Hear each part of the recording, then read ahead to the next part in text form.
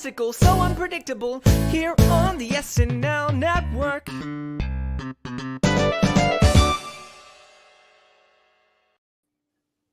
Yes, hello everyone, and welcome to the final patron feedback show of 2021. It is hard to believe that we are at the end of the year, and I have to tell you that I have had so much fun on these patron feedback shows this year, getting to interact with many of you from the community that I haven't had a chance to talk to prior has been so much fun for me. It's really great to meet all these different SNL fans from around the world, so I really appreciate everybody who has come on for these shows with us throughout the first half of season 47, as well as anybody who's joined us in the chat throughout the week. And I know it's not right after the SNL episode, but there's still so much to talk about as we finish one SNL episode and look towards the next.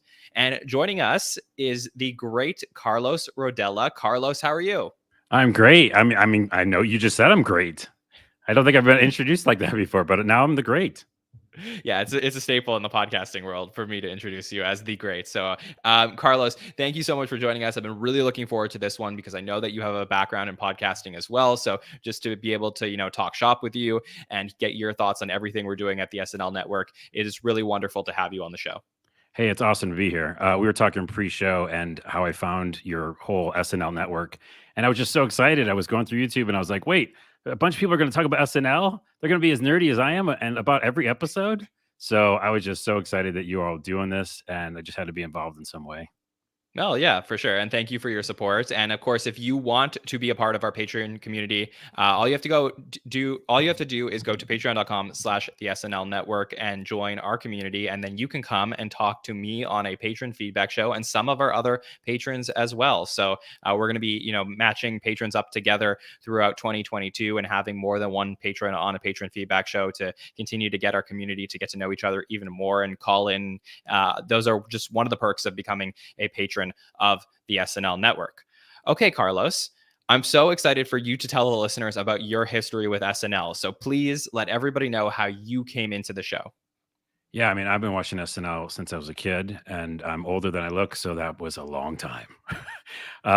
Yeah, I watched it forever, and I've always been a fan. I'm a sketch comedian, and I'm stand-up, so I do comedy as well, and I do podcasts. So it just makes sense to, talk to you about comedy on a podcast. But yeah, I really feel like Kristen Wiig, Bill Hader, Fred Armisen, Maya Rudolph, that whole year or years is the one that speaks to me the most. A lot of it, maybe in the style of humor. I just love Bill Hader to death, and just that whole like John Mulaney writing for them and stuff. That was probably my most like connected time with the show. But I really like what's happening with it now as well.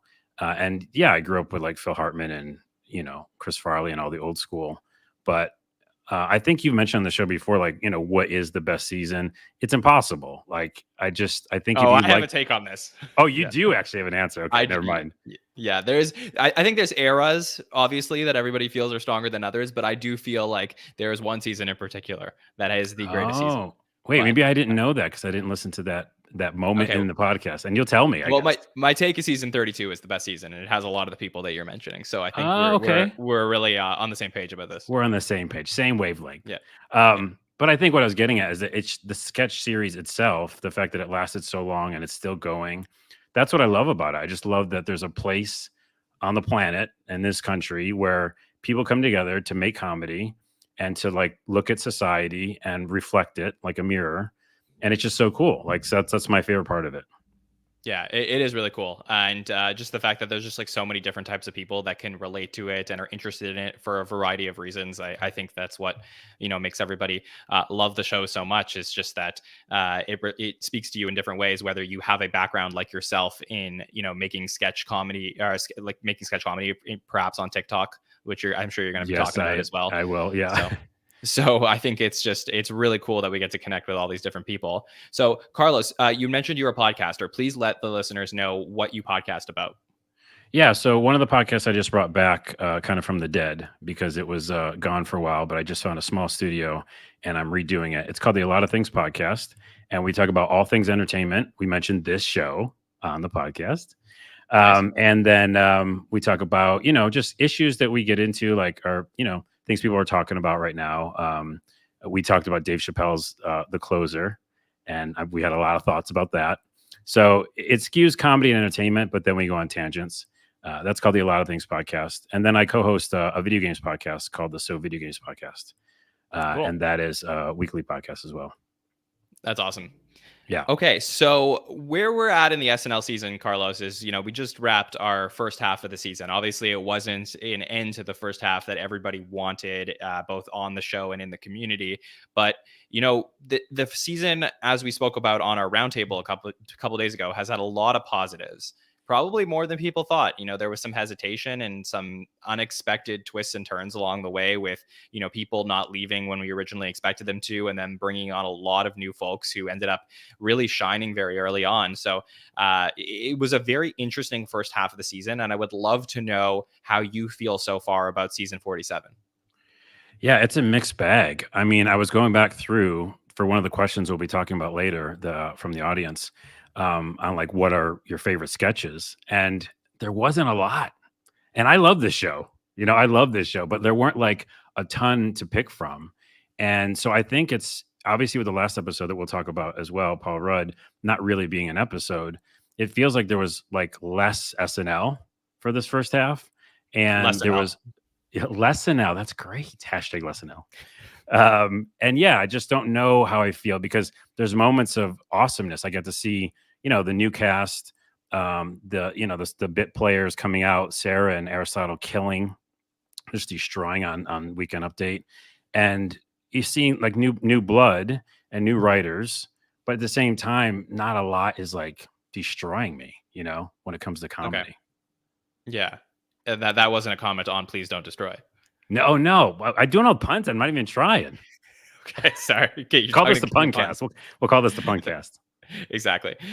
So that's interesting to you. So I'm curious why you feel though it's not hitting for you as strongly as maybe some other people, because I've had guests on the show that are like, wow, I'm in love with what we're getting to see here. It's totally progressing and getting to a point that we feel is moving forward. But for you, why do you feel that it's not? Well, you know what? First off, and I watched all your guys' shows as well. Like the hosts, I mean, that's a big part of it. Like I haven't said this yet on your show, but I love Billie Eilish and I love what she did on that episode. I thought she brought energy and joy, and like obviously her music I love as well. But it's not a traditional host that's gonna like knock it out of the park and each sket's gonna destroy. Pun intended. But then you had like Owen Wilson, and I feel like he fumbled a bit, and then what's his name? Jonathan Majors. Yeah. Jonathan Majors. Yeah. And I just was really that episode made me feel awkward. Like I didn't like much of anything in that. So I guess maybe it's just the host is a big part of it. And that really does, move the episode. And as like we've been studying it for a long time and watching all of them. When you have a great episode, like front to back, lots of times that's the host, because that host will come in with the energy, and an energy. I'm a performer. Like when you create things on stage, who's around you lifts everybody up, and that's why people like Paul Rudd so much and didn't get to see him, is because certain people can come in. Will Ferrell can come in, people can come in, and you're like, whoa, Sudeikis just did it. And that was an amazing episode. But, if you don't have that, then sometimes it can fall flat, I think. Yeah, I think that what's cool about this season, though, is that in the episodes that are generally well received, they're well received for different reasons. And I think that the great example of what you're talking about is the Sudeikis episode. That's like what I always describe as the Justin Timberlake thing, that when, he was a host, that I think is the host that I have just every time he's on the show, it's magic. And Jason came in and he showed everybody why he's one of the greatest cast members of all time, because he elevated the show. But I think there's other example the Kieran Culkin episode, where I didn't feel that Kieran elevated the show, but the show elevated Kieran. And the fact that the show is able to do that at times is something different than probably what we've seen in the last 2 or 3 seasons. That's a very good point, actually. And I didn't think about it until you just said it. Because, the Kieran episode was kind of rough with him, but there was some really good sketches and strong things. So, hey, I'm a fan of the show and I want them to succeed at all times. But I'm also, kind of hard on them. It's almost like I'm originally from New York, and we just hate our Knicks. Like we just hate them with a passion. But we I thought can. New Yorkers are obsessed with their Knicks. I thought that was the whole We're thing. obsessed and we hate them at the same time. We're Okay. like, do better. We all, and they've been bad for a long time. But it's kind of that way. It's almost like I feel okay to be able to like dog on SNL a little bit, but yeah, I want them to win. I love a lot of the new people that are in the cast, as well as like your Ego's destroying right now, and yeah, I think a lot of people are stepping up. So it goes back and forth. At the end of the day, though, if I look at the first half of the season, still nothing like really, really made me, laugh a lot. Okay. All right. Well, let's talk about what happened this week, which was Yes. crazy. It was really nuts. So, I mean, we've covered it. We talked first on the Hot Take Show about everything that happened and, how our interpretation of the sequence of events that led to SNL deciding to do this stuff. We did evaluate it with some of our panelists on the roundtable as well, should they have gone in one direction or another. But Carlos, I'd love to ask you, I mean, you turn on SNL on Saturday night. It's obviously not the SNL you expected to see. What were your thoughts on it? Yeah, man, I have so many thoughts. I'll try to condense them. We have an hour, right? No, we'll go as long as you need. Yeah. Well, oh, geez Louise. Well, by the way, thank you for doing that show. It's almost like it was a traumatic event, okay? And to have you all there, I had to like turn it on. I had to be like, I need some other people to process this with. So that's like a gold star in my book for like just being there for me and for a lot of people. Yeah, Because sure. it felt weird, and I'm sure, yeah, I listened to you guys. It felt weird. And so it was good to process it with someone, even if it was just virtually. But yeah, I don't know. I almost think they shouldn't have done an episode because first off, I didn't like the fact that Tom Hanks started it because, like you mentioned, I think previously, he was the SNL at home episode, and that is kind of too fresh in our minds. And this COVID surge and all that stuff happening, I just didn't want him there. I was like, anyone else? Like, there's a bunch of other casts, and stars that flew in for cameos. That one just felt weird. But also, and kind of more holistically and kind of a larger picture, I felt like I loved the loose stuff, like the news desk and Tina Fey and Michael Che doing that, and to the people in the audience, and all that felt really good. Although it wasn't live, right? We'll get to this later, but all of it was recorded, correct? Yeah, so they started recording that around 8 o'clock and finished around 11 o'clock. Right. So it wasn't even live, and so I know we didn't get the it's live from New York at the beginning, but it's because it wasn't live. That makes sense to me actually. But at the same Doesn't to me, time, but it's okay. I know you're still mad about it. I heard that. It makes sense. I mean, it's like it's not a live show, but yeah, I think just I liked some of the loose elements, but the whole thing just felt like a weird cloud over it. I mean, Yeah. don't you feel the same? Like, It's tough. I mean, look, again, like patron feedback show is easier for me to be looser with my thoughts and opinions. I always like to be truthful on the show, but I just think like when we're talking to the patrons and it's a little bit of a smaller community, I'm able to kind of talk a little bit more meta about producing the show. And I think I definitely was anxious about how we were going to cover the show. I didn't know if the right thing to do was to talk about the old sketches or to just power through. And I really felt that, and I made this, I think I said this on the roundtable, but I just really feel that like when something's wrong, when you feel like you're sick, not COVID sick, but regular sick, and you just want to like crawl into bed because that's your safe space. I was like, what can we do as a fan community to provide a safe space for people who really love SNL? yeah, And on top of it all, I mean, this is an episode, the Christmas episode is a time when school is done for most people. So they're not at their dorm rooms. They're not at their apartments at college. They're coming home to be with their families. Most people get off work. And that's why, in general, ratings for the Christmas episodes are so high. Not only because they bring in big guests, but just there's so many people at home with their families and they're at home on a Saturday night and they haven't seen their families in a long time. And it's a way for them to like go and laugh at something together. And the fact that it happened for this episode is really tough. Like that was hard. So I was trying to put myself in the position of all of these people who are so excited for a very big night. You're hearing it's Paul Rudd. You're hearing all these people are going to come in and then they don't. And like, what can we do to provide a safe space? And I felt like my goal was just to make the show as normal as possible over here. so that at least there is a sense of comfort with us, even if you weren't getting it on the show. Right. And you guys did that, like mission accomplished. Nice. And I appreciate that. It's almost like that show, the SNL Network show, was more, safe space than the actual show. Because the actual show was just, I think it was so all over the place that even with the what they were trying to do, it was just so many different directions that you're just like, as a viewer, you're going to be kind of lost. I have a little bit of a checklist I want to go through though, if you don't mind. Well, wait, before you get to the checklist, okay. I want to talk to you about the Tom Hanks thing that you mentioned, because I find that really fascinating. You weren't the first person that said that this week, but you're like, seeing Tom Hanks, it was like scary for me. Tom Hanks is like one of the best hosts in the history of SNL. I mean, he's like the '80s host pretty much, right? Like if you think of that, like Dana Carvey, Phil Hartman, that cast, he is the host that is most representative of that cast.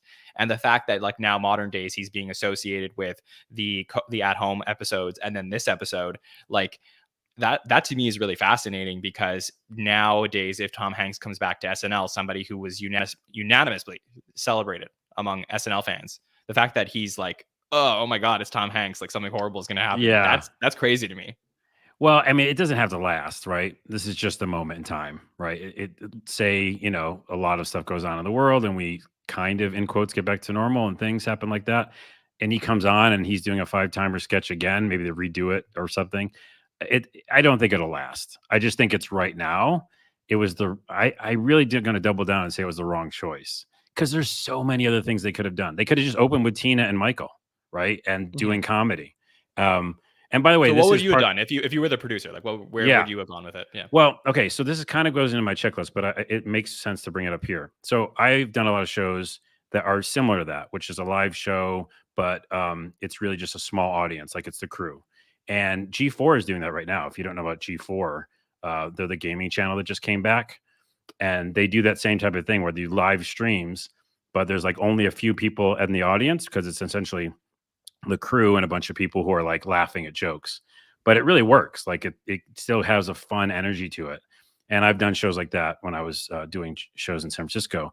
I feel like if they just like did the whole show like that, it would have been better. So they could have done like it, and I would have done it live. I would have done it live with Michael and Tina as like the chairs, and maybe they can throw to sketches. We can still get the comedy sketches from the old days. But if they're there and it's live and there's people in the audience like laughing and stuff, meaning like the crew and stuff, I think that gives more of an energy, and it's similar to the actual show. But how they did it is they try to play both sides of it, where they just pre-taped everything and pretended it was live. You know what I mean? I feel like I just went all in. Yeah, there was an alternative path that was being considered from what I was told. And this was probably, it was really between the hours of like 2 p.m. and 6 p.m. when they kept like going back and forth on what was going to happen, who was going to be there. Like a lot of people were leaving the building and stuff, I think. And one of the options that I believe was discussed was, because I do have a rundown, and I shared that with the patrons in our patron group about what the original show was. And my question was, do you think that they should have pre-taped the sketches that they originally planned for that night and aired it as if they were live? Because I believe NBC was not allowing them to do a live show at that point. So that was the alternative, was like, hey, they weren't going to be able to do the 5-timers club thing because the guests weren't going to come in, but should we like still record these sketches? Would you have preferred that? I didn't know the technicality of that. They couldn't even do anything live. So that, as far as I understood the reason for that, as far as I understand, is that they couldn't do something live because there were very strict COVID protocols in place that NBC like put in as soon as all the stuff was going down. And one of the things was, hey, we need to create a controllable environment. And if we go on a live show, the live show suddenly becomes not controllable anymore. So at that point, SNL has to decide what they're going to be doing with a pre-taped show. Okay, well, the short answer is I think they should have done that, because they could have still, set it up with people throwing to sketches. But if you're throwing to sketches that are like the one they opened with, the home goods one, like that still feels new. And like back to our earlier point, it still feels like something I can crawl up in bed with, right? Because I'm getting a sketch that's new and I don't know what it is. Even to a smaller degree, the Christmas shoes one which I actually didn't like, but I like what they were trying. That still is new, and so you're like, oh, that's SNL. So yes is the short answer. I feel like they should have just filmed those, put them out there, and then had more of a live feel at least when they were delivering them. But that's just me. Okay. Sure. That's just me. All right, let's get to your checklist. Let me see what's on the checklist. Okay, I don't have. It's not too many things, but I have to do them. First off, I agree with you, and I think a lot of people. The Pete Davidson sketch, I love it. I love it. I'm a big fan of the State. Do you remember the State? Yeah, I do. Yep. Yeah. And so I think I'm all for SNL doing more shorts that, they don't need an audience. Sometimes they can just like live within their abstract, dark comedy world. And that, I think they just knocked it out of the park with that. So that was amazing, in my opinion. That was like one of my favorite things they did. And yeah, like I said earlier, I would love to see more Tina and Shay just improving and having fun, because that was the only part of the show that felt like an SNL moment. So that's kind of sad. The other thing is I had to write down is Eddie Murphy. I forgot about that sketch, and I wasn't really happy they were throwing to old sketches, but I forgot. That's really funny. That what's he say? My name doesn't matter or something. It don't matter about what my name is. And like, it's just, I've forgotten about that sketch, and that one really made me laugh. That one is a really good one, and that was the Eddie Murphy show was not what we thought it would be fully. I would say, like, everybody was expecting like dynamite, and I think we were just like, everyone was in love with seeing Eddie Murphy, but it was really that sketch that firmly cemented how good of a sketch performer Eddie Murphy is. So the fact that they brought that one back, that was cool.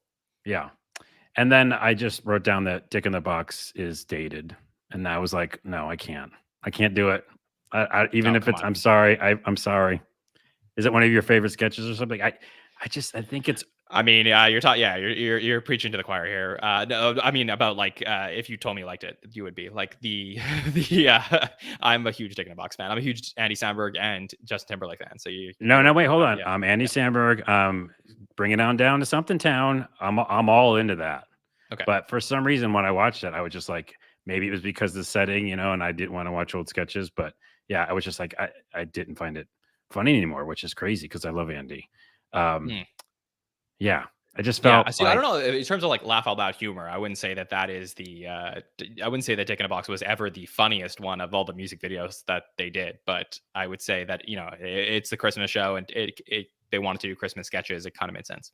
Yeah, I guess that's all I had. I just basically to reiterate, I think it was just kind of a scattershot of things, and. If I was in that same position, I know it's very, very difficult. I've been in a position not on NBC, but where you had to put a show on and you just do your best. So they did their best, and I think that's awesome. But I do think it kind of shines a light on some things they could also do, in future episodes. Yeah, definitely. Okay, well, we're going to talk more about the episode and more about what our thoughts are on what they did and what will be moving forward when we get to the patron questions, or the questions for the patron feedback show that we got. We got a ton of questions in, so I'm not sure we'll get to all of them, but we're going to try our best to do that tonight. Before we do that, Carlos, you want to do a little bit of social media? Okay, let's do it. Okay. This is, I will read out some social media to you, and Carlos, just comment with whatever you want afterwards. So, what did you think of Colin Jost's role in the Pete Davidson short? Oh, that was awesome. Yeah, that was weird though. It was weird. Like, it was super weird. Yeah. For me, I was confused. I didn't know if it was Colin, if they were using archived footage of Colin's voice and somebody else was doing it. And then I also knew that Colin had COVID, so Colin couldn't have been in because they had been planning on having Tina Fey come in prior to this episode. So for me, I was very confused about this whole thing and trying to wrap my head around it. His name is John Dunchak, and he is an actor. If you look him up on Instagram at John Dunchak, says, "I am the Colin Jost to your Pete Davidson, albeit a post-apocalyptic Christmas dystopian cyborg Colin Jost, circa 2054, but still grateful to the NBC SNL crew for the opportunity to work with Pete. At Paul Rudd wasn't exaggerating about everyone working till 5 a.m. on this sketch." So they brought in an outside actor here to do the Colin Jost part. That's awesome. Yeah, I didn't know that. But I mean, just the whole idea of the look of it, it reminded me of Michelle Gondry. Do you know Michelle Gondry? I don't know. He Who's that? he did a lot of music videos for, popular bands like the White Stripes and stuff, and he did, Cool. Spotless Sunshine of the Spotless Mind or something. Anyways, that kind of like I love the kind of creepiness that the robot had. Very. Yeah, for sure. And then we had, if you look up at Paul Bogranti, who has retired from Saturday Night Live and moved on, his last show was this Saturday, and he worked on this pre-tape, and he posted some great photos on his Instagram about my Ooh. last official week at SNL was chill and good vibes and healthy and normal. And it's a lot of people wearing the Colin Jost weird mask, walking around with it, as well as, pictures of the Please Don't Destroy guys, the ones who were in there. So really cool of Paul Briganti to post some photos behind the scenes of his last week at Saturday Night Live. Yeah, that's awesome. I'll have to go check them out. Yeah, definitely. Okay.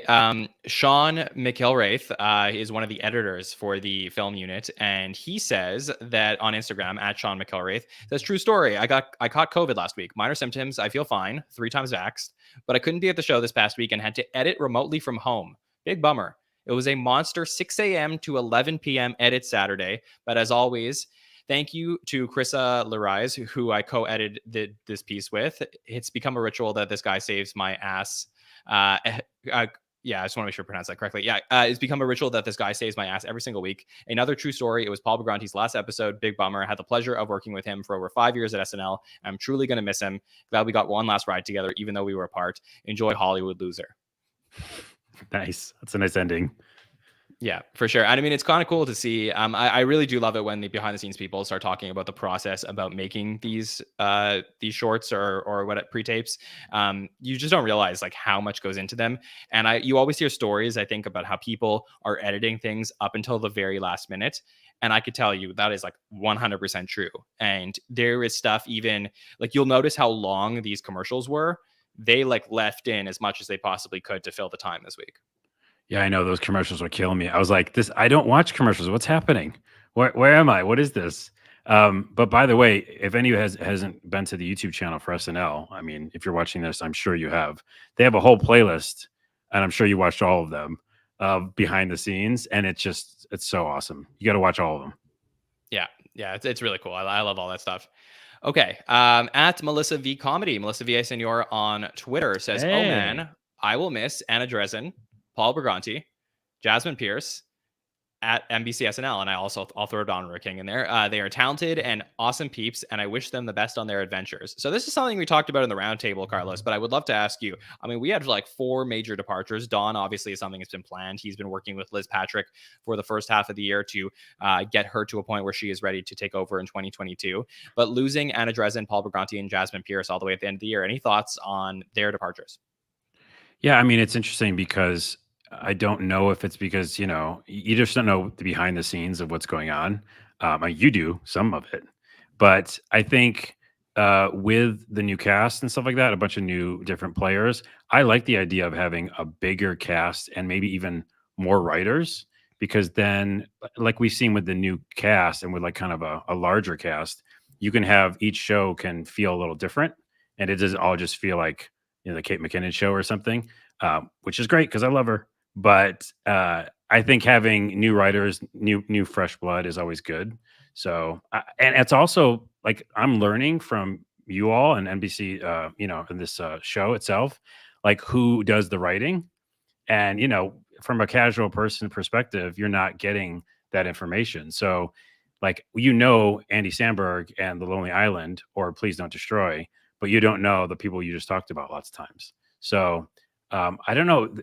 I think this show helps educate people better on that, but it's hard for me to be like, I don't know which they did. I don't know all the skits they worked on.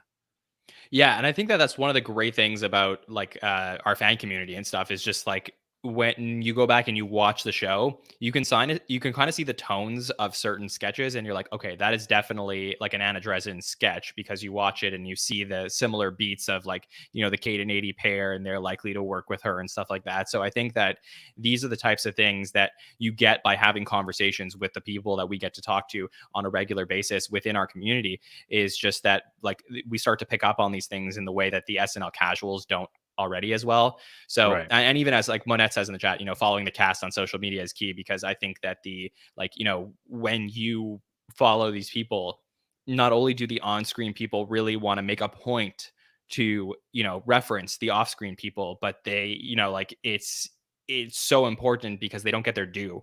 And I really want to continue to do that. Yeah. No, I think it's great. I mean, I write comedy and if lots of times I have the luxury of like also being, in it. And so then you're like, oh, well, that person's, probably wrote it. But when you're writing for other people and other performers, yeah, you want to be able to like get that across. So I love learning. So I'm not sure what's going to do for the show. But I just know that I do like new blood, and seeing new people come in. Yeah, for sure. Crazy to leave halfway through the season. I mean, we were talking about this a couple days ago, but like really just it's very, very interesting for me to have like a major departure halfway through the season like Anna's, because like being, a head writer and stuff. Yeah, I think I would love to hear more about, this week down the road to see if anything at all had anything to do with the I would put money it probably didn't, but I just am very curious if this was like probably the impetus for some of these people to feel like, okay, I'm ready to kind of move on and do something else with my life now. Oh, you mean this episode, the weird episode? Yeah. Yeah, it's just it's interesting. I mean, we keep getting questions about it, and like my expected answer is like, hey, no, like it didn't. But Yeah. Yeah, I know. I never know. mean, without us going on that too long of a tangent, which we shouldn't, I don't think, is, it's the whole COVID thing. And so that is, it's a huge factor. And they're in New York. And it's where, like, it's really tense right now. So, but I think that all things shall pass. And, maybe this is, yeah, it's an interesting time to call it quits now. I don't know. For sure. At Jasmine Pierce on Instagram, one of the writers who has left this week says, out of an abundance of caution, I have quit my job and I'm moving to LA. Here are a few of my favorite jokes, proudest moments, and the day I first touched 30 Rock over a decade ago. And it's really a great picture if you go through the slideshow.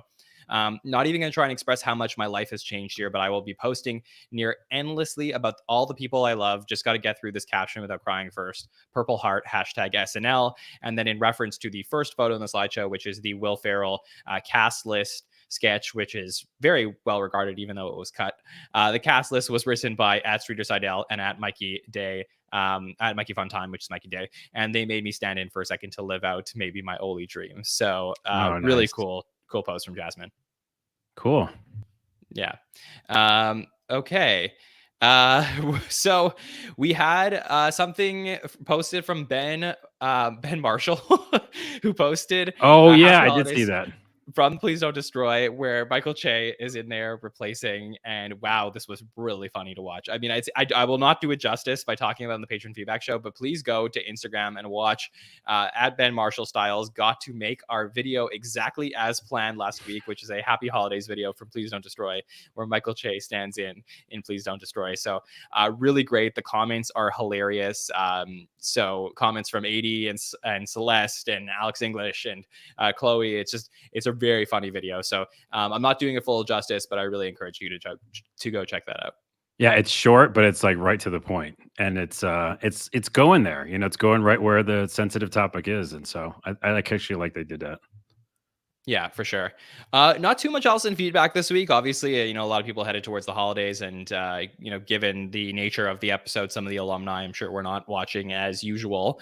But really happy to cover some of the things and talk about the people that are leaving and give them their due. What I would love to do, Carlos, with you now is answer some of the Patreon feedback questions we got this week. Let's do it. I got them ready. Perfect. Okay. Is there a question that stands out to you that you want to talk through first? Oh, I mean, I could talk about any of them. I wrote notes for a few. Do you want me to pick one? Would you like to, or do you want me to just start from the beginning and we'll make our way through? Let's just go through them. Okay, perfect. Okay, this comes from at Saturday_night_live_fan on Instagram.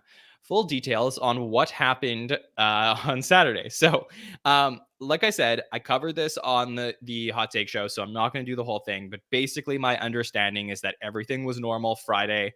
Everything was normal going into Saturday morning.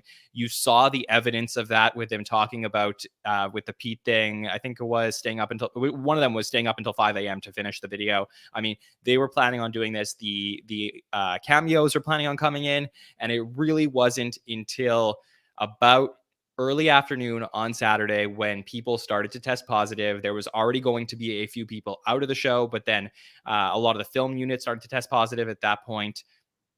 NBC decided to step in and really put some restrictions. They obviously decided to remove the audience. And then it was about 4 hours of discussions. What are we going to do? Here are the different options. Eventually, they decided, okay, we're going to pre-record what you ended up seeing. So that's my best way to sum it up. There's obviously a lot more details that we were not necessarily privy to. I will address the fact that there is a big rumor going around that Lorne Michaels had tested positive for COVID. That is not true. Lorne was there.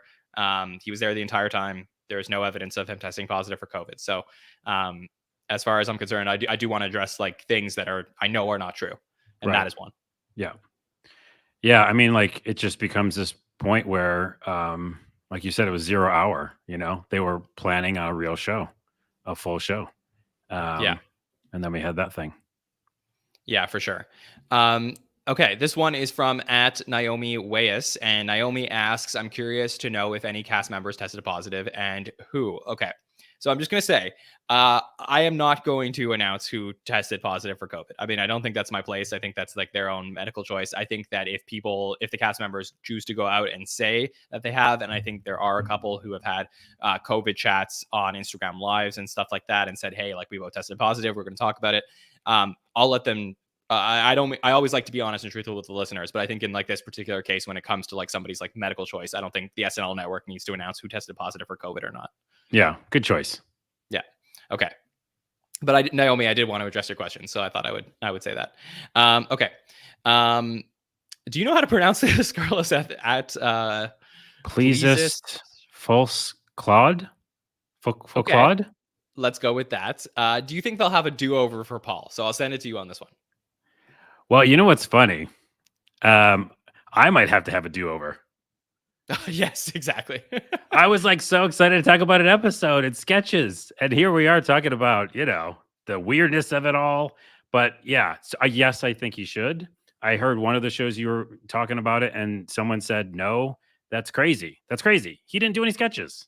So, I mean, he was in a couple pre-tapes. 2, I guess, right? Was he in 2 or 3? 2. He was in 3 pre-tapes. Yeah. Okay. So, but still pre-tapes is different. It's not that live audience. It's not having that energy, messing up, breaking. No. Yes is the answer. He has to have and that doesn't matter when, but just sometime next year. Also, like, you know, we talked about things we like in terms of breaking the format. I mean, SNL in its first 5 years had people host multiple times a season. I'm pretty sure Steve Martin hosted 3 times in one season. So it's not like so insane that they would bring him back in May, let's say. Like if you saw the May announcements and it was like the second show in May was Paul Rudd hosting. Like, fine. Who cares? Like, who exciting. Cares? Yeah. And Nicole's saying in chat. Yeah. Yeah. And Nicole's saying in chat, Charlie XCX, bring her back too. Right. Yeah, that's a no-brainer for me because like music you can do anytime. Obviously, they just did that with Morgan Wallen, so it's not like crazy that you could bring back Charlie XCX this year. But like this whole like, oh yeah, like the host nowadays will only host once a season unless it's Paul Rudd's choice and he's like, hey, I don't really want to do this or I don't have time for it. Or I have other film commitments, whatever he's doing. Then I get that. But if SNL should make the effort, I think, to try and get him back for the end of the season. And I think we would have so much fun with it as long as everything's okay. Yeah. And you know what? It'll actually be healing in a way, won't it? I think it would be. It'd be like, really okay, no, this is what we were expecting. We didn't get for a while. Now we're getting it. And I mean, it's such a weird world out there without going to too much of a tangent, but it is. Yeah. And comedy is huge. Comedy helps me every single day. And watching something that we can all kind of, gather around and like, appointment television, which is very rare these days. So yes is the answer. Yeah. And also, I mean, the other thing, Carlos, that you made me think of is that like, if you're in like 10 or 15 years from now and assuming there's no pandemic and where everything's okay, and you're going back and you're watching season 46 and 47, and you're going to look at, the end of season 45 as, the start of COVID, and you're going to see some, COVID related sketches going into 46, and then some COVID or pandemic recovery sketches going into the end of the season. Then what is it like to go and be with people and be at parties? We saw all of that last spring. Mm-hmm. And then season 47 kind of looks normal. And then all of a sudden, I wonder if you're going to get some COVID related sketches on the back half of season 47. as a comedy fan, rewatching SNL in order, that is a trip because Right. you're like, you see it all and you see them recovering, and it's like, okay, it's like, yeah, didn't COVID come back at one point? And then it's like, it'll be very weird to see what SNL does with how they actually cover COVID, assuming SNL is normal in the back half of the season. I think they could look at the new Jim Gaffigan special. I'm just watching it now. It just came out on Netflix. I love him to death. He's joking about it.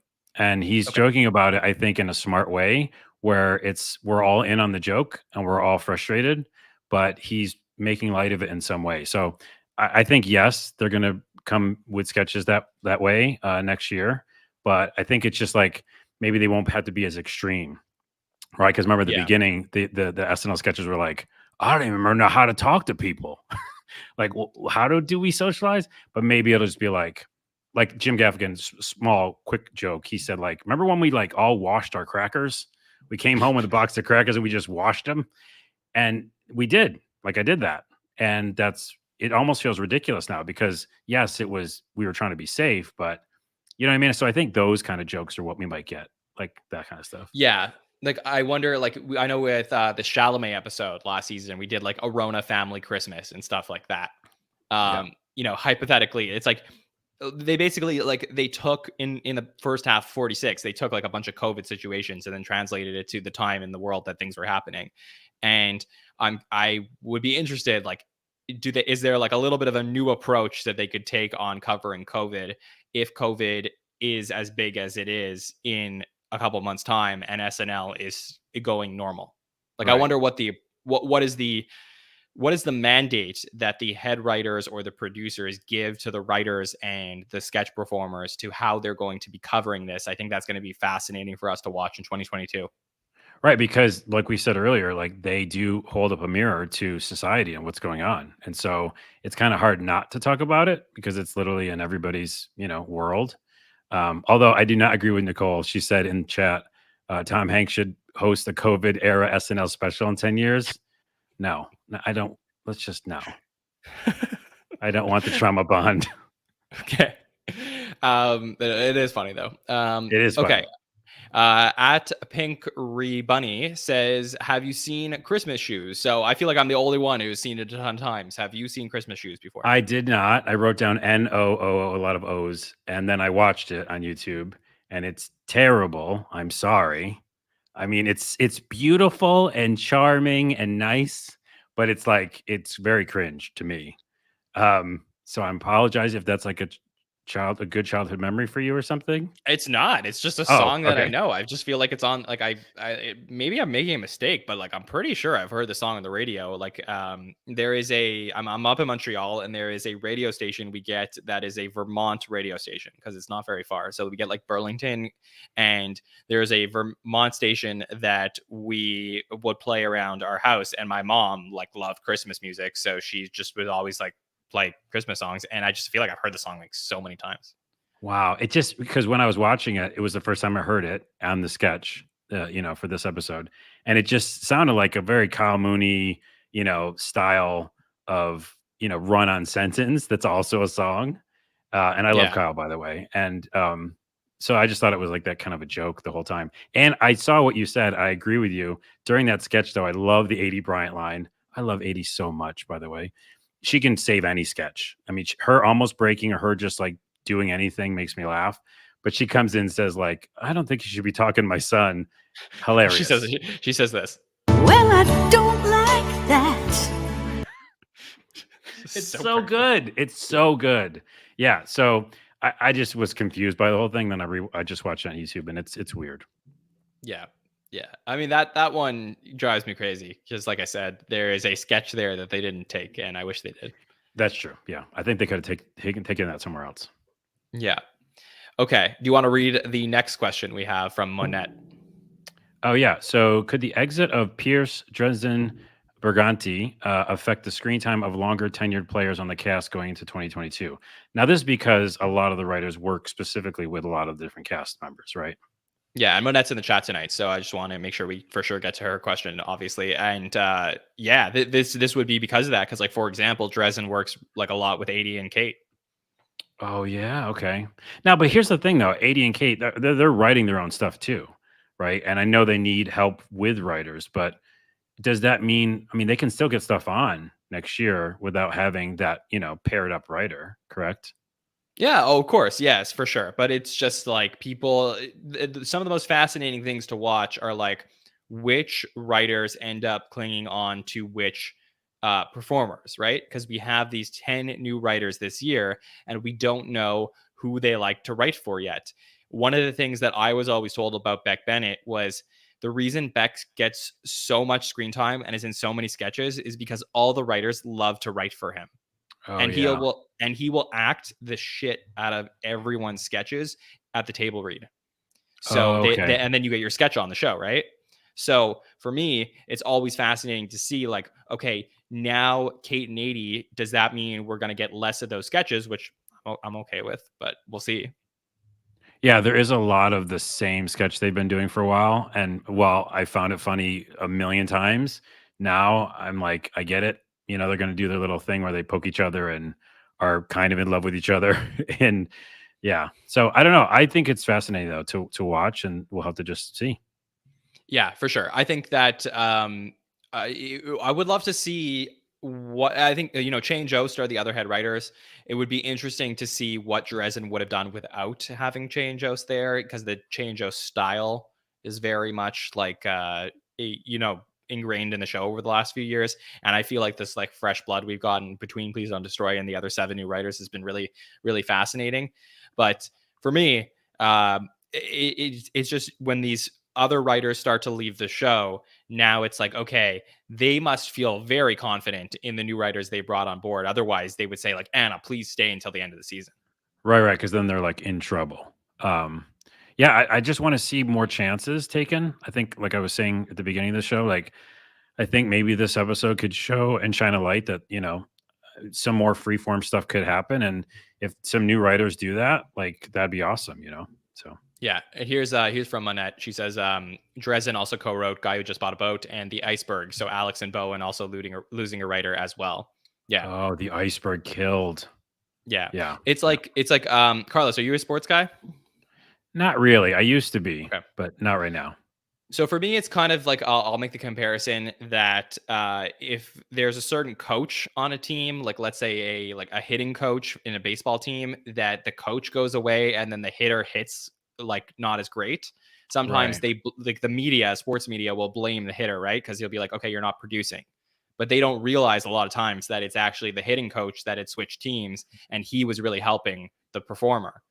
Right. And so you start to think to yourself, and Kate and 80 are seasoned performers. I'm not saying this is what's going to happen, but it is very similar with SNL, where sometimes behind the scenes, great writing makes you feel that these performers are even greater than they are. And then when you take the writers away, it impacts the show in a way that's not so easily seen on screen. Yeah. It's actually because I do watch UFC sometimes, and like, the gyms that some of the fighters go to and the trainers they're with, like they change their whole game, right? It's Yeah. just like now they're a champion because they went to whatever gym. So I can see that. Yeah.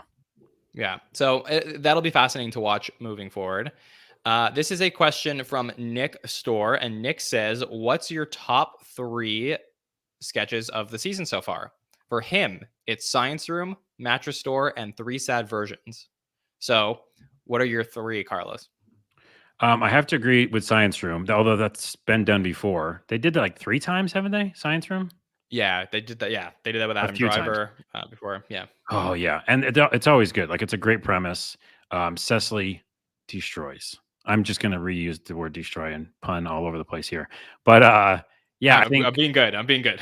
I'm being good after I said it. Science Room, I agree, because I love watching Cecily break in that one too.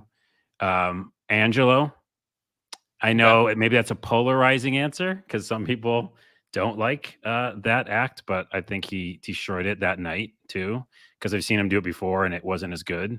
I think that Do you one like the was second one that was only on YouTube, the Christmas one? I like it just because like Billy, and I like what she did, like the Bjork kind of, character. Yeah. It wasn't as good. And I think it wasn't as good because it was the first time. Lots of times that happens when a character is introduced. It's like that's a magical moment. So I didn't think it was as good. And I did like what's the guy who was in the first version? Who was the James Bond? Oh, Daniel Craig. Yeah, I like his delivery. It's like he was so confused, and I just feel like that really helped that sketch. So, anyways, but yeah, I think Science Room. I agree with him. I like Angelo, and I like Mattress Store. But I went back through all the old episodes and Splitting the Check. I really like that one. So that one was cut from the Owen episode, right? Was it? I saw it on I think it YouTube, was. so I don't remember. Yeah. Okay. I think it was cut. Yeah. Why I like that a lot, and I'm not sure how many listeners know about Auntie Donna, but do you know about Auntie Donna? I don't. Ooh, I brought you some comedy presents. Christmas came early. Go to Netflix tonight and type in Auntie Donna. They're amazing Australian comedians, and I've been following them for a while. That sketch, Splitting the Check, feels like an Auntie Donna sketch, like perfectly, which doesn't make any sense if you don't know who they are, but I just like the abstractness of it, how it just keeps building on itself. Yeah. So I would pick that one. What about you? Cool. For me, Mattress Store is a no-brainer. That to me is a very well-written sketch that I had rewatched. Men's Room, I think from the Culkin episode, so good. Really well written. Really love that one. I don't know how you cannot put Parent Teacher Conference with Jason on there. I mean, that is just look, as much as I loved seeing the Science Room again, Parent Teacher Conference is just like a perfect sketch. It's good. It is like its main joke is that it's going to be awkward for the whole time. Right, which but isn't a bad thing. Jason carries the awkwardness with his swagger in a way that not many people can do. Yeah, yeah. I mean, it's fascinating. I don't fault you for liking it. It's great. Yeah, yeah. If I had to do, those would be my three for sure. Like if I had to say my three favorites from the season, I'd say, I know people brought up Three Set Virgins. That one I did really enjoy. I thought that was very like fun for me, very not of this era, and something that like I enjoyed. It gave me like throwback feels. Nicole in the chat actually brought up one that I don't think of very much, but at the time, like I love this one. Republican or Not, that was a great oh yeah, that was smart sketch. Yeah, really smart, really well done. And I don't think I somehow just ended up like going under the radar for the last few weeks, but I just have to say, like, that is a great sketch. Yeah. And by the way, the chat, Monette said, Auntie Donna is a solid sketch show. Yeah. Thank you very much. They're incredible. Cool. But also, by the way, Lonely Christmas that we just got was pretty masterful. I mean, it was twisted and dark, and I don't think anyone mentioned, but I think Billy recorded that Smith song underneath it because it sounded like her. Yeah, did she? Oh, it's so I want that version so bad. So I'm going to include that as an honorable mention. Yeah, there's a lot of good ones going on in the chat. So if you watch this on the replay, you'll get to see the chat. There's just there's been some really good sketches from this season. So I'm looking forward to seeing what's coming moving forward and what we're gonna get next year. Yes. Okay, this one is from Corey Madigan or Madigan. I hope I pronounced your name correctly, Corey. Would SNL ever do a contest for a random person to host? Well, Corey, let me tell you, this happened in 1977. It's not happened again, but it has happened before. So who was the person? Mescal Spillman. She was someone in the chat will tell me how old she was, but I believe in her 70s, late 70s, 77 maybe, something like that, if I just number that throwing out at the top of my head. They brought in basically on one of the episodes in season 3 at the beginning, they were asking for people. They said they want to bring in somebody from outside the show to host the show. Please send in by mail your application or you wanting to host the show.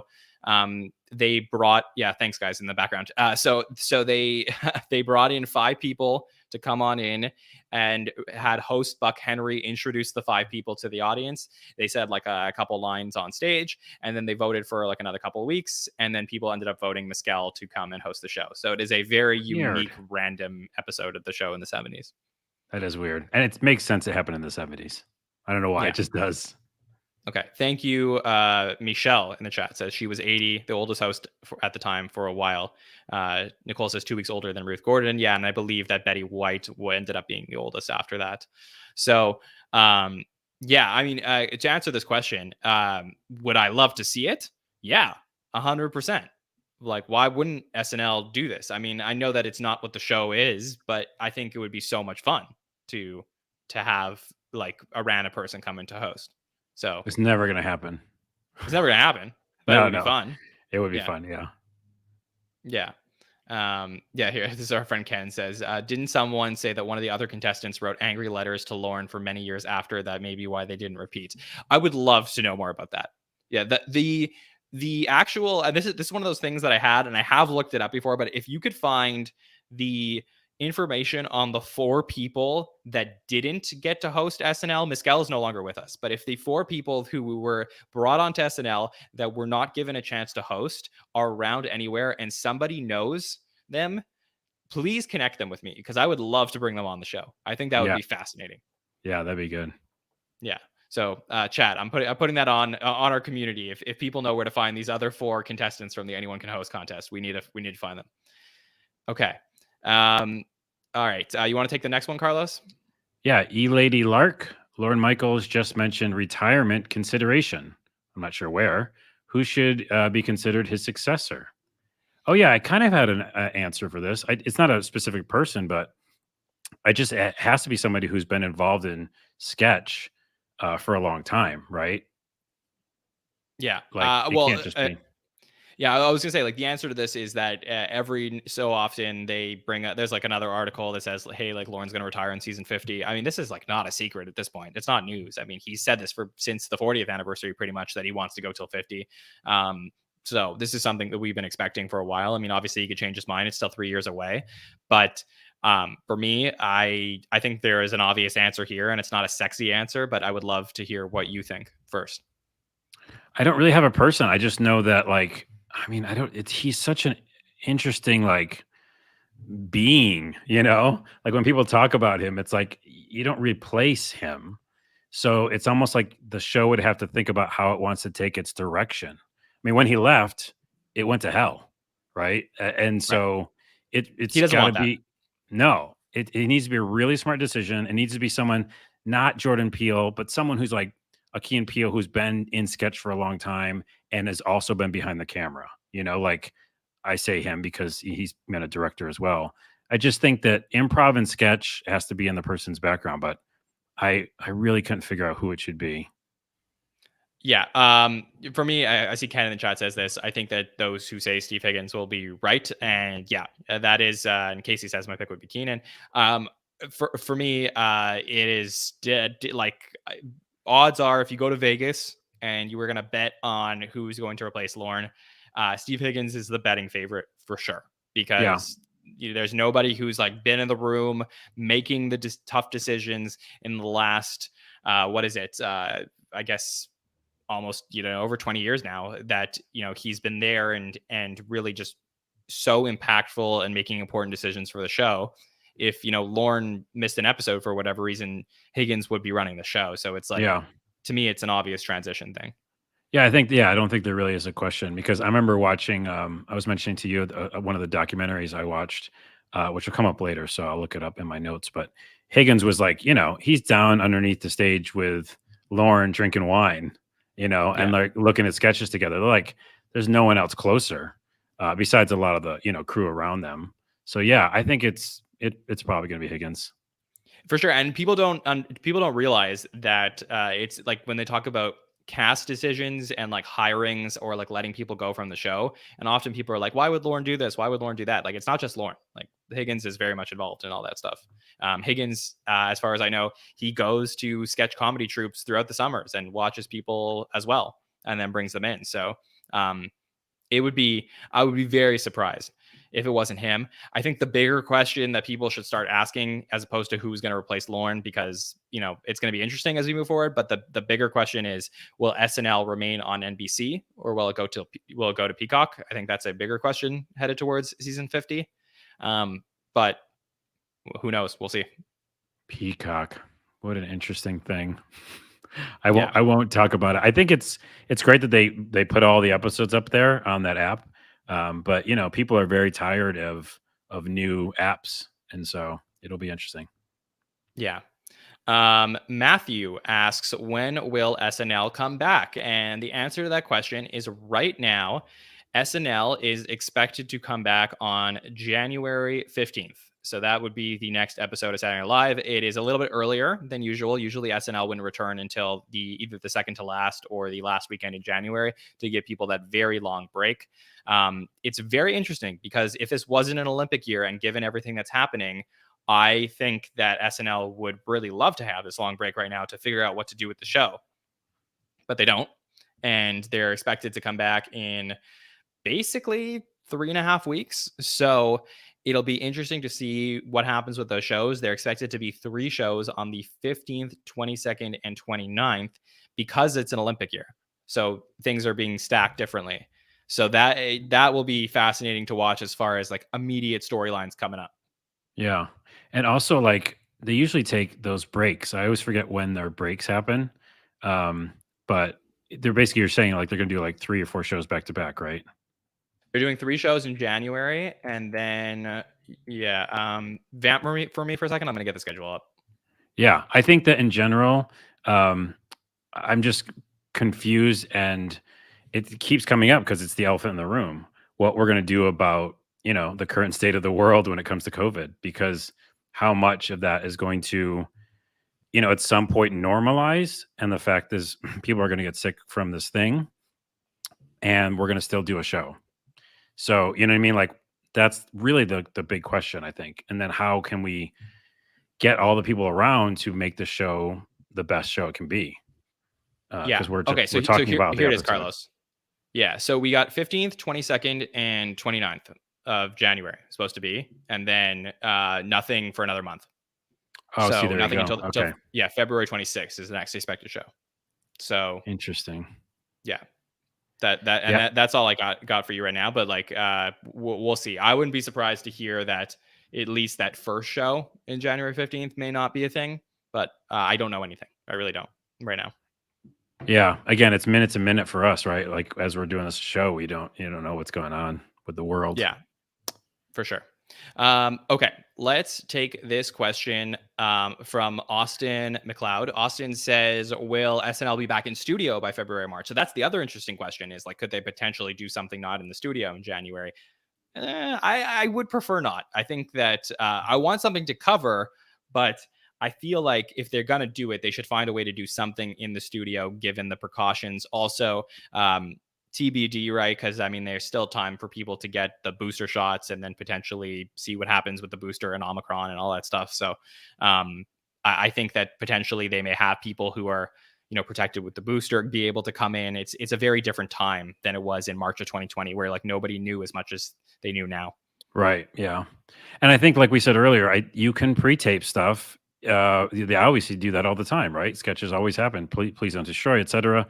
And if you need to, you can still do the sketch with its live energy in the studio, and then show it. So, like what I wished would have happened in this last episode. For sure. So yeah, it'll be really interesting to see if the SNL does do a studio show without an audience. I mean, that's something that they didn't do because they decided to bring in healthcare workers into the audience at the start of 46. I wonder if that's something they would do again coming into the next season. Yeah. Okay. Our last question is, so this goes right into the question that we had from Benjamin Lamb, one of our great patrons. Benjamin says, hypothetical time, what does the show look like in January? Back to what we've seen, or limited crowd and no cameos again? All right. So, Carlos, give me your final word on what you think will be happening. Just prognosticate for January. I think mid-January, like you said, I think that first show, January 15th, might be in trouble. Just with how many people I talk to people, and my friends are in New York and stuff like that. Without going too far into it, like I keep saying the whole episode, with the actual, ins and outs of COVID, I think people will have boosters. I think people who had COVID during this like moment right now for the show for SNL will be better. But I think that'll take a minute. And like you said, it's 3 weeks away. So I'm thinking the second show of January is on, and I think they'll do a limited audience, and then we're going to be back to normal. That's what I'm thinking / hoping. Yeah, same. I think that's that'll be interesting to watch. And I wouldn't expect to get any information about this until after the new year, at least until, probably January 3rd or midway through that week of January 3rd, I think was when we would next know something. So there'll be like a little bit break between now and then to see how things develop. And then the other interesting note, obviously, is like, what did they do with the hosts? Like, who is going to host those 3 episodes? Because there was a big question in 46 if they were able to get hosts that they normally would. And now it'll be interesting. Do the big name hosts want to do SNL if there are certain restrictions on there? I don't know. Yeah. Then you kind of can go back to some people who are already in New York, maybe, and have them, do it instead of like people who have to get on planes. I mean, there's tons of people in New York. There's tons of people that we would want to see as hosts who just live there down the street. So, I mean, Jimmy Fallon, Yep, could happen. Easily just goes downstairs, right? Yeah, for sure. I mean, that was, I don't know if I mentioned this on Saturday, but I do know for a fact that Jimmy and Seth were on standby on Saturday at one point. So I left that out of the timeline. But interesting. I was told that they were on standby to potentially join the cast for that evening if they needed to. And I think that was probably very early on when they started to see how many people couldn't do the show that night. They basically had called Jimmy and Seth and said like, hey, get ready. So they were prepared to come in at a certain point, and then that was canceled. I would have liked to see that too. Yeah, that would have been interesting. Okay, that is all the questions we have from the patron feedback forms. Carlos, is there anything else from season 47 or SNL in general that you want to make sure we cover tonight? Well, first off, yeah, I am a really big fan. I know I kind of was the Debbie Downer at times. Ooh, Debbie Downer, amazing sketch. You said you don't like puns. I know. This is the puncast. Just call it the puncast. I don't mean to do them. I would love the show so much. It's such a great place, like I said before, for people to come together and just have a moment, if it's just an hour or so, to not think of all the craziness that's going on in the world. So I think it's super important to have. I also watch a ton of other sketch comedy, and I think people, turn to comedy when we're down and when the world beats us down a bit. So I love the show. I'm really, really excited about Aristotle and Sarah. I love them to death. I thought they destroyed, pun intended, on the news desk, and I just can't wait to see them, be written more into sketches. I think you mentioned this, but they were in. Sarah was in that terrible sketch. In my opinion, the pimp walk sketch. Oh, yeah, which again was fun, and Billy had fun in it, but I just think it didn't go anywhere. And like Sarah's in. Yeah, there you go. It's gonna haunt my dreams. That sound. And then he had a pimp walk in the corner for some reason. But yeah, like Sarah's in there, but she's doing nothing, right? She's not giving us Sarah. So my hope is that next year we get more Aristotle, more Sarah. And I'm not the big fan of what's his butt's name, the one you got. Wait, someone the 3-name person. Oh, James Austin Johnson. I didn't want to even bring it up, but because I'm going to get hate, but. No, it's okay. Okay, I just don't. I don't get it. I know. I don't get it. He's got great impersonations, but for some reason, he's my least excited thing for 2022. Okay. Do you want to elaborate, or you just want to leave it at that? I could leave it at that and just backwards walk out of this podcast like Simpsons. You're gonna Simpson gif your way. Yeah, I think that the short answer is that I've been meaning to talk to you about it. Is I think he's very good and competent and very good at Trump. I don't want more Trump. I don't know how many people really do. I don't want him as a real person, or I don't want him as on a sketch comedy. So that's not something I'm looking forward to. And his bit playing, kind of small sketch characters he's done, hasn't wowed me. So you don't want more of this. You know what? Could I get 60 more seconds, please? You don't want that. How do I eject my seat? Can I? I don't have the eject button. I need to install that for next time you do that. Yeah, sure. No, I don't want more of that. Anyways, I shouldn't leave it on a down note. I love SNL. How about that? Good. But you know what? I appreciate you coming on. I appreciate you sharing opinions. It's okay if not everything is perfect. I mean, again, I love to, analyze the show as objectively as possible. And I totally respect if people don't necessarily feel it in exactly the ways that I do. But I am mostly positive about what we've seen from the first half of the season. I'm excited for what we're going to get in the second half of the season. If it wasn't for all of this craziness that happened this last week, I would be like, the momentum we are seeing is real. So, Right. yeah. So TBD, we'll see what's going to happen. Carlos, you did absolutely fantastic with us. I know you are a podcaster and a sketch comedian, so you are totally natural to be on the show, but just great job being on with us today. Oh, hey, thanks. And yeah, I'm super excited about 2022 for SNL. Yeah, I'll watch your guys' shows as well, and maybe be back on. But I'm always rooting for them. I write stuff every day. We talked about earlier. I do a lot of sketch comedy on TikTok right now, and that and Instagram Reels and YouTube. And when you do stuff, in that kind of a setting, you get that immediate reaction, and either they love it or they hate it, or they don't care, which is the worst. The apathy. But I almost feel like every time I watch the show, I'm like right there with them, and you probably feel that same way. Where we're rooting for the writers, we're rooting for the cast, and so I never like want them to fail. I'm so excited for each sketch to destroy. I had to say that one more time. So yeah, I'm just excited to see what happens.